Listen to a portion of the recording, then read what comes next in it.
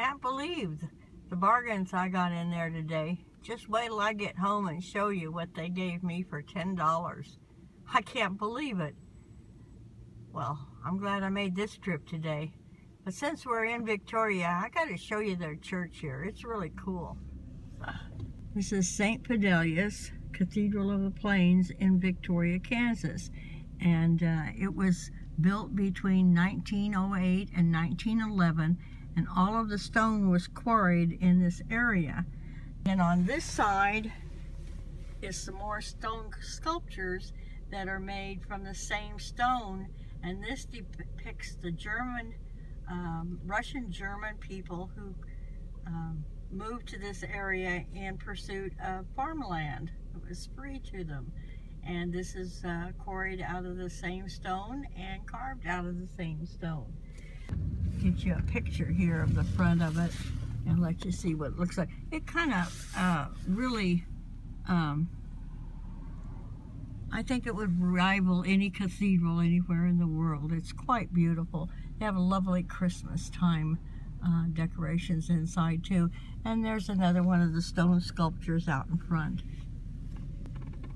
Good morning, this is Joyce Banbury with Thrift and Pick for Profit, and I'm going to have a haul video this morning and just chat with you a little bit about pricing. I've had a lot of people think, well, you price things kind of high, and maybe I do, I don't know, but I like to work smarter instead of harder, and when it comes right down to it, if I can sell an item for 20 bucks and get it in the mail, that's better than selling one for $2. But anyway, we've got a haul video this morning, and this is from the Victoria Thrift Shop and the Russell Thrift Shop, and things are a little slim picking around here right now, but there is an estate sale coming up this week, so I'm kind of excited about that. Here's one thing I'd like to show you. You might not think about these things, but this is wheat weaving. In Great Britain, it's called corn dolly making, and this is Mortarford. That's the name of the design. It's all of the little wheat flowers and everything on it are made by hand, and they're made from wheat in the United States, in this case, or Great Britain, or other countries. But anyway, these sell for me for about $25 on Etsy and on eBay. And I always look for quality, and I always look for a nice design. And sometimes you can find them at auctions, or in this case, it was at the thrift shop. So anyway, that's a wheat weaving, something to think about. And this is a little wooden bowl. Oh, the wheat weaving I paid $10 for. And it's a souvenir of Manitou Springs in Colorado, and it's a little Japanese wooden bowl. I don't think it's worth a lot of money. I paid 25 cents for it. I'm going to have to try and get that off of there. It is made in Japan. I doubt if you can see that. And I just thought it had a nice look to it. So I'll probably put that up for about $19.95 to $22.50 and see how it goes. And then this is another one of the little village pieces. And several companies, Department 56 and Lemax and several other companies put these out. Some of them have some good value and some of them don't. But this little piece is unmarked. It's made in China. It's unmarked, but I will bundle this with something else. Maybe I have quite a bit of village things that I have collected myself, and this was only 10 cents. So I will bundle this with something else so I can get the price point up to about $24. Sometimes you don't know why you buy something, you just buy it because it's cute. I looked at this little planter, which is probably about 1950s, and it just had some appeal for me with the little sunflower and everything. It's made by Relso in Japan, and I suspect this is maybe later than 50s, 60s, or 70s. When we had our flower shop in 1970, we would have bought things like this for a nursery or a new baby or something like that. And this is an individual thermos. I went to the Victoria Thrift Shop, and they sold me a handful of things for $10, and this was one of the things they sold me. And I thought this just had a nice look to it. I don't think it has ever been used. Nope. I had to smell it and see for sure. It has knights on it. Don't have a clue what that means. It doesn't really matter, but it's just a nice little individual thermos, and then it has a nice little carrier. You can, put coffee or water or whatever turns you on to take with you somewhere when you just want to make sure you have something. And this was another one that they had in the same bundle. They sold me everything for $10. And this is NCRA, and I have looked this brand up, and these sell fairly well new, about $35 to $40. A lot of them have something on them. They're pre-printed like sports or something like this one, but this one is just plain with that brand on it. So thought I'd take a chance on it. Probably $29.95 with, and everything I do just about has free shipping on it. Don't do much with auctions anymore. It just doesn't happen. This is a thermos, kind of a carrier. It's really nice. It says Picnic at Ascot, and it's a really soft, felt-like velvety material. It was in the pile for $10, and it even has a nice little bottle opener and knife and corkscrew and everything in it that's included. So I guess if you're going to the races, you need to take your wine bottle or whatever along with you. And just says Picnic at Ascot. I have not researched this, don't know anything about it, but it has a nice over-the-shoulder carry bag and a place for your thermos. So you can buy the metal thermos that isn't too pretty, and you can put it in the red velvet bag and wear your hat, looks super sexy or something. And then I found this 16-piece pastry press, and it was brand new. I don't think it's ever been opened. And these sell pretty well too, especially if they're in really, really nice condition. It's vintage, and it's marked. The original mark was a Coast to Coast, which was a store in this part of the country. I don't know if you had them in your part or not. And it was marked at $16.98, but I'm probably going to put it up for $29.95 or maybe even $34.50. They sell fairly well, I believe. And sometimes you buy things just because they look cool. I'm not traveling right now, or I might keep it, but this is a neat travel album. I don't think it's got a maker on it. As I recall looking through it, I don't believe I saw no. And it has a place in here to put a picture, and it's nice size, holds 160 photographs in 4 by 6 inch, and the inside of it is just really like brand new, and it has a place to put your photographs and then a place to make notations. So I figure somebody's going to want that for their trip. Although it seems like nowadays not very many people take pictures, print pictures, they take digital. So we'll see. I'll put that up for about $24.50. Then I come across this sunset counted cross stitch, beautiful picture. I don't know if you can see it or not with the tag on it, but it's a really beautiful picture. It has an eagle over the waterfall and everything, and it is a printed counted cross stitch. It was originally $19 at Hobby Lobby. It has been started, which sometimes is a deterrent, but sometimes people just simply don't care that it's been started. But it has been started, and it's a pre-printed art print. Beautiful art print. So I paid $3 for it, and all the stuff is still here in it. And I'll probably put it up for $29.95 and see how it goes. Almost everything I put up like that is best offer. So if they want to complete it for their own purposes and they don't want to spend that much, then they can make me an offer. It's lightweight. It won't cost much to mail.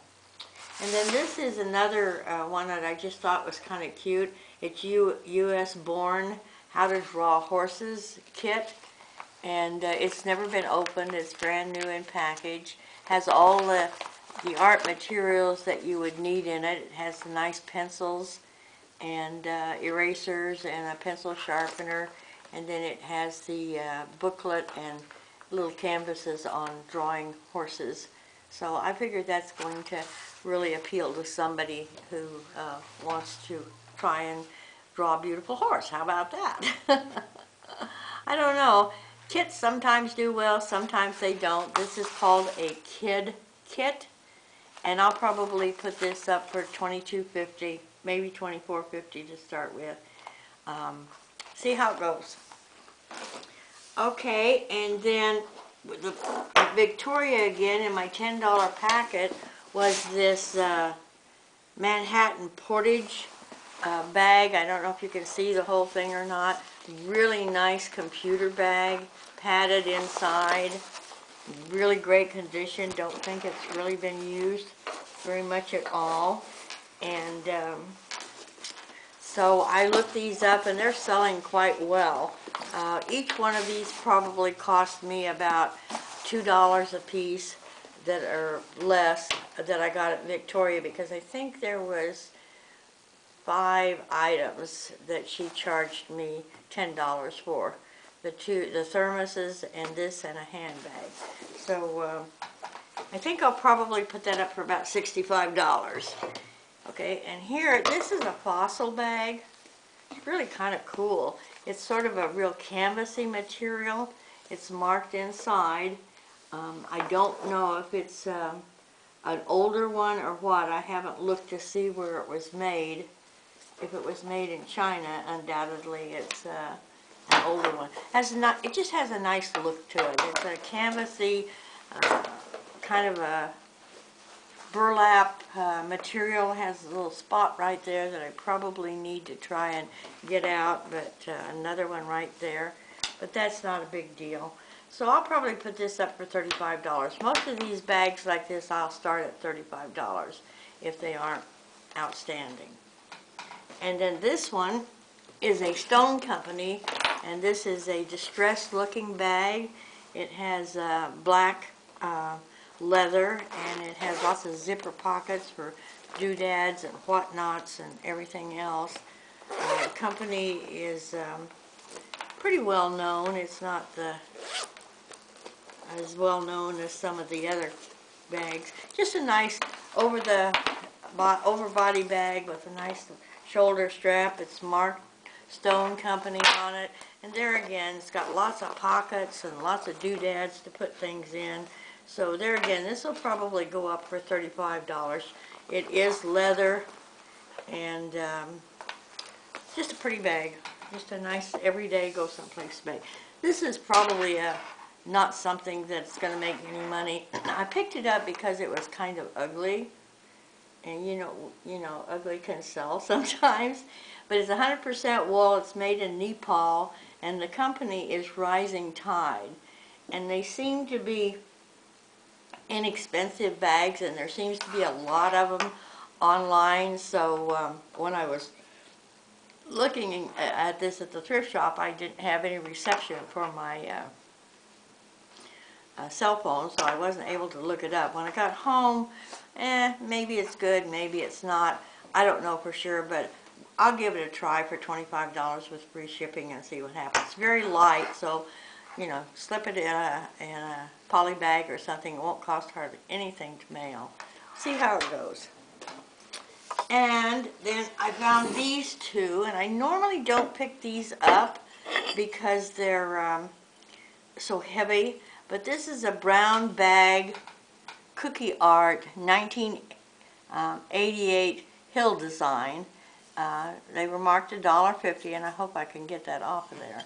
And it's a heart, so I'm going to try and get this up in time for Valentine's Day. But these particular ones seem to be selling pretty well. And there's another nice, great big one. And same thing, brown bag cookie press 1988 Hill design.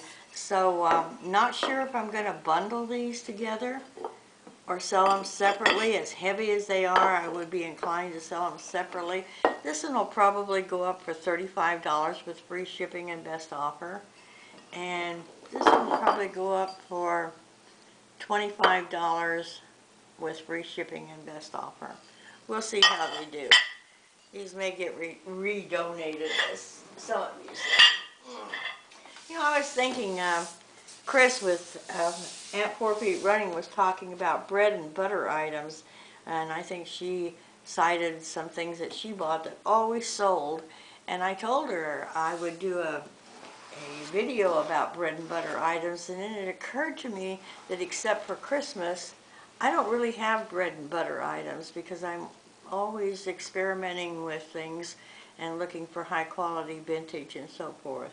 So I may have to think that one through a little bit more. This looks like a cheese box, and I thought it was really cool. It's handmade, and it's made in Denmark. Quality wood products from Denmark. So I'm thinking that this would be something kind of cool and might bring a few dollars. I paid $2 for it at the thrift shop, and I can't read the maker on there. It looks like D-U-F-E-C-K. That would be a real challenge to pronounce, wouldn't it? I don't think I'll venture to do that right now. But anyway, it's a nice high quality handmade wood box that would make a nice sewing box or craft box or just about anything you'd want. Probably put it up for $39.95 to start with free shipping and best offer. How do I determine what I will take on best offer? Well, mine's pretty much percented out. So I start with 20%, which is what I would like when I make a counter offer, and I will take 25% off, but usually I won't go below that. I just don't mind if things sit in my store for a while because I figure they're going to sell eventually. I picked this up for eye appeal because it's a Lulu bag, and there's quite a few of them out there, and it says London Calling. It has the applique on there that's just really cool, and the embroidery work or whatever you want to call it, but the inside of it is just really nice looking. It has the polka dot, it's marked here, and the vinyl trim on it. I'm sure it's not leather. The bags sell all over the place, different prices. I just think this is really has a lot of eye appeal, so I'll put it up once again for $35 with free offer and free shipping. I mean, with best offer and free shipping. There again, it can be rolled into a bag, into a poly bag, or into an envelope. Now, this is one thing that I really am not sure about. This is a Mish, M-I-C-H-I bag or purse, and these seem to be quite popular right now. I got this whole thing with the 3 extra covers and some extra handles and everything. I got these for $4.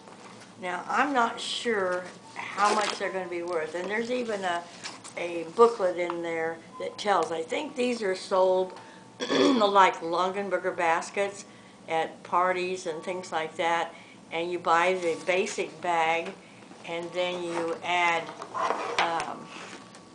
these are magnetized, and you can change the covers of your bags. They're not leather, they're poly. They have, like this one has more than one cover. It has 3 covers. And some of the covers are more value, and this one even has a second set of handles. You can see this or not. The guy wants to get a little more attention. But anyway, I thought I'd take a chance for it. I'm going to have to get $45 out of it. I'm going to bundle it all together and see how it sells. If it doesn't sell that way, I may break it up and try and sell it per each, covers and handbag. But it was interesting. It's kind of a phenomena right now. It's like I say, Longenberger baskets, and they sell them through home shows and things like that. So, and the last two items that I have are really speculation. This looks like a cake topper or a decoration for a wedding table. It plays music. It plays music. If you know what you're doing, doesn't it? So I think this is intended for a cake topper, and cake toppers can do quite well. So I'll put this up for probably $29.95. It is porcelain. It is in nice condition. It does not have a maker on it, so I probably won't even worry about that. And then this was just different. You ever buy something just because it's different? Now when I bought it, I didn't know what it was, and I'm not sure I still do, even though it does have a maker's mark on it, and I can't pronounce it. Benihana of Tokyo, and it's made in Japan. And from what I've seen of other ones, a straw goes in here, and it's like a drink vessel. You know, alcoholic drink vessel. Oh well, that sounds like fun. So I'll do a little more research before I put it up. It's not hard to find more of them around, and this will probably go up for maybe $29.95 to start with, and so we'll see how that goes. It's been pretty slim picking, and just want to chat for a few minutes about pricing. You know, I know a lot of you are doing quite well by pricing things low, but just give a little consideration to your price structure, and maybe if you increased your prices by 10 or 20% in profit by thinking about it and not being afraid to add $1 or $2 or $3 to your price structure when you're under $20. So just give that a little bit of thought as you're pricing things and you've got them priced at $5.99 or $6.99 or even $10. Is, you know, just try boosting it up $2. Shouldn't hurt your purchases. It shouldn't hurt the people who are coming in to buy from you. And then if you really want to be bold, and we all do, don't we? You want to go ahead and try to boost it up maybe to $20 and put best offer on it. And don't be afraid to let it sit for a while.